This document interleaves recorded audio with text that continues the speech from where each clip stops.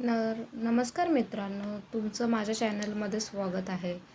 तर आज आपण बोलणार आहोत एका अशा व्यक्तीबद्दल जो अचानक महाराष्ट्रात चर्चेचा विषय बनला आहे.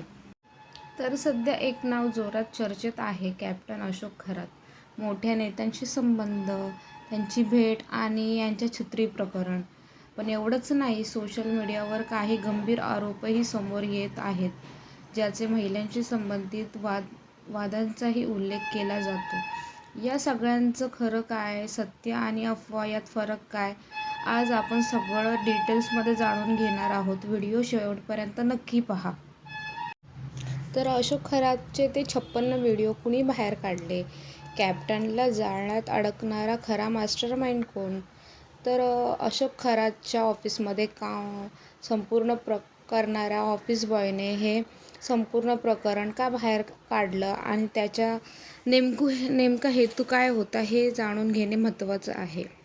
नाशिकमध्ये गाजत असलेल्या अशोक खरात प्रकरणात दररोज नवे खुलासे होत असून तपास जसजसा पुढे जात आहे तसतसे धक्कादायक तपशील समोर येत आहेत. महिलांवर कथित अत्याचार करणाऱ्या स्वयंस्फूर्त कॅप्टन म्हणून ओळखल्या जाणाऱ्या खरातच्या कृत्यांचा पर्दाफाश त्याच्याच कार्यालयातील कर्मचाऱ्यांमुळे झाल्याचे तपासात उघड झाले आहे.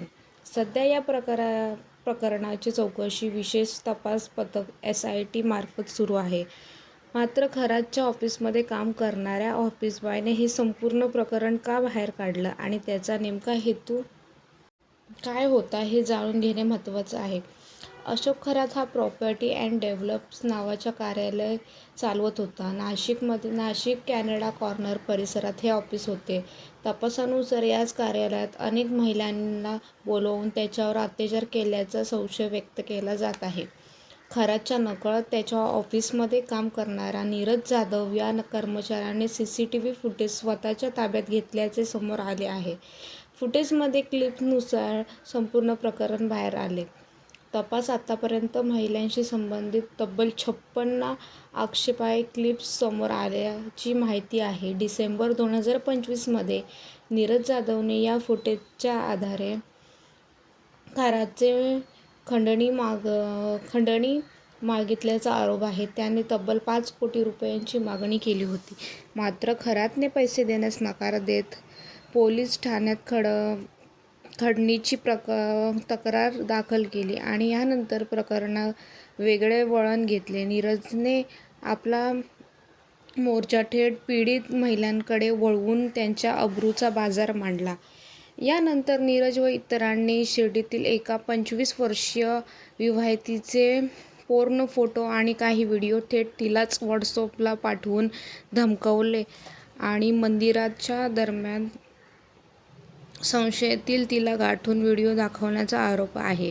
त्यानंतर ती महिला घाबरली व तिने ही बाब खरातला सांगितली. पण खरातने स्वतःला वाचवण्यासाठी तिलाच पोलिसात जाण्यास सांगितले. खरातकडून पैसे मिळण्याची आशा मावळताच नीरजने सिडकोतील 28 वर्षीय विवाहितेचा व्हिडिओ तिच्या मेहुण्याला पाठवला. मात्र नीरजचा हाच मास्टरमाइंड त्याच्यावर आणि खरातवर उचलला. मेहुण्याने धीर दिल्याने या पीडितेने सरकारवाडा पोलीस ठाणे गाठले आणि फिर्याद देत अशोक खरातच्या वसुंधराचा खरा चेहरा जगासमोर आणला आणि संपूर्ण प्रकरण उघडकीस आले. फेब्रुवारी 2026 मध्ये तक्रारीनंतर अशोक खरातविरोधात गुन्हा दाखल झाला. तपासादरम्यान ब्लॅकमेलिंग, खंडणी आणि महिलांच्या छळाचे आरोप समोर आले. नीरज जाधव आणि त्याच्या साथीदारांनी पीडितांकडून पैसे उकळण्याचा प्रयत्न केल्याचीही माहिती मिळालेली आहे. तसेच या प्रकरणाचे धागेदार काही राजकीय व्यक्ती, मंत्री आणि सेलिब्रिटींपर्यंत पोहोचण्यात असल्याची शक्यता लक्षात घेऊन राज्य पोलिसांनी विशेष तपास पथक SIT स्थापन केले आहे.